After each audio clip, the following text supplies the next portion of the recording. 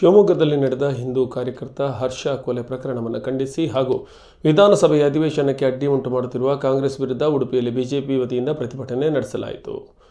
ಮಣಿಪಾಲದ tiger circle ಬಳಿ ಪ್ರತಿಭಟನೆ ಸಭೆಯನ್ನು ಆಯೋಜಿಸಿತ್ತು. ಪ್ರತಿಭಟನೆಯಲ್ಲಿ ಕಾಂಗ್ರೆಸ್ ಸರ್ಕಾರ ವಿರುದ್ಧ ಡಿಕೆಶಿ ಸಿದ್ದರಾಮಯ್ಯ ವಿರುದ್ಧ ಘೋಷಣೆಗಳನ್ನು ಕೂಗಲಾಯಿತು. ಪ್ರತಿಭಟನೆ ಉದ್ದೇಶಿಸಿ ಮಾತನಾಡಿದ ಉಡುಪಿ ಜಿಲ್ಲಾ ಬಿಜೆಪಿ ಅಧ್ಯಕ್ಷ ಕುಯಿಲಾಡಿ ಸುರೇಶ್ ನಾಯ್ಕ್, ಈಶ್ವರಪ್ಪನವರು ಮುಂದೊಂದು ದಿನ ಕೇಸರಿ ಧ್ವಜ ನಮ್ಮ ರಾಷ್ಟ್ರಧ್ವಜ ಆಗಬಹುದು ಎಂದಿದ್ದಾರೆ. ಇವತ್ತೇ ನಾಳೆ ಆಗುತ್ತದೆ ಎಂದು ಅವರೇನು ಹೇಳಿಲ್ಲ. ಈ ಮಾತನ್ನು ನಾನು ಕೂಡ ಸಮರ್ಥನೆ ಮಾಡಿಕೊಳ್ಳುತ್ತಿದ್ದು ಮುಂದೊಂದು ದಿನ ಆದರೂ ಆಗಬಹುದು.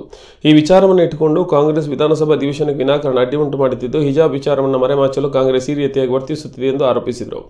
ಕರಾವಳಿ ಅಭಿವೃದ್ಧಿ ಪ್ರಾಧಿಕಾರದ ಅಧ್ಯಕ್ಷ ಮಟ್ಟಾರ್ ರತ್ನಾಕರ್ ಪ್ರತಿಭಟನೆ ಉದ್ದೇಶಿಸಿ ಮಾತನಾಡಿದರು. ಈ ಸಂದರ್ಭದಲ್ಲಿ ನಗರ ಬಿಜೆಪಿ ಅಧ್ಯಕ್ಷ ಮಹೇಶ್ ಠಾಕೂರ್, ಪ್ರಧಾನ ಕಾರ್ಯದರ್ಶಿ ಕುತ್ಯಾರ್ ನವೀನ್ ಶೆಟ್ಟಿ, ವೀಣಾ ಶೆಟ್ಟಿ, ಗೀತಾಂಜಲಿ ಸುವರ್ಣ ಮುಂತಾದವರು ಉಪಸ್ಥಿತರಿದ್ದರು.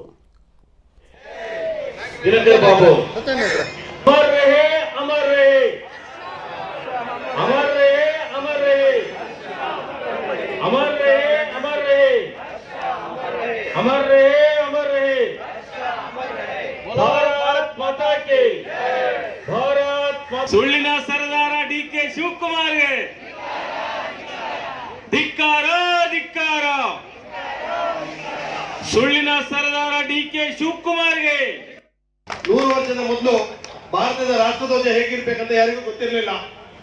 ಸ್ವಾತಂತ್ರ್ಯದ ನಂತರ ಅಲ್ಲಿ ಅದಕ್ಕೊಂದು ರೂಪುರೇಷೆ ಕೊಟ್ಟರು. ಅದೊಂದು ಸಮಿತಿ ಆಯ್ತು. ಸಮಿತಿಯಲ್ಲಿ ಆಗಿನ ಅಧ್ಯಕ್ಷರಾದ ಅಬ್ದುಲ್ ಗಫರ್ ಖಾನ್ ಅವರೊಂದು ರಿಪೋರ್ಟ್ ಕೊಟ್ಟರು.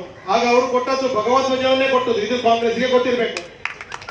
ನೆಹರು ಅದನ್ನು ಬದಲಾವಣೆ ಮಾಡಿದ್ದು. ಆದ್ರಿಂದ ಈಶ್ವರಪ್ಪನವರು ಹೇಳಿದ್ದು ನಾಳೆ ಆಗತ್ತೆ ನಾಡ್ದಾಗತ್ತೆ ಅಂತ ಹೇಳಿಲ್ಲ, ಮುಂದೊಂದು ದಿನ ಆಗ್ಬಹುದು ಅಂತ. ಬಹುಶಃ ಅದರ ಬಗ್ಗೆ ಭಾರತೀಯ ಜನತಾ ಪಾರ್ಟಿಯ ಕಾರ್ಯಕರ್ತರಿಗೂ ಕೂಡ ನಮ್ಗೆ ಹೆಮ್ಮೆ ಇದೆ. ಈಶ್ವರಪ್ಪನವರ ಮಾತಲ್ಲಿ ನಮ್ಗೆ ಹೆಮ್ಮೆ ಇದೆ.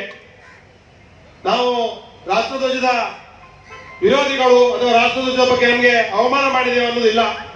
ಕಾಂಗ್ರೆಸ್ಗೆ ಇವತ್ತು ರಾಷ್ಟ್ರಧ್ವಜದ ಹೆಸರು ಯಾಕೆ ನೆನಪಂತಂದ್ರೆ, ರಾಜ್ಯದಲ್ಲಿ ಹಿಜಾಬಿನ ಗಲಾಟೆ ಜೋರಾಗಿ ಶುರುವಾಯಿತು. ಈ ಗಲಾಟೆಯನ್ನ ಬೇರೆ ಕಡೆಗೆ, ಜನರ ಮನಸ್ಸನ್ನ ಬೇರೆ ಕಡೆಗೆ ತಗೊಂಡ್ಬೇಕು ಹೋಗ್ಬೇಕಂತಾದ್ರೆ ವಿಧಾನಮಂಡಲದ ಅಧಿವೇಶನವನ್ನು ಮೊಟಕುಗೊಳಿಸಿ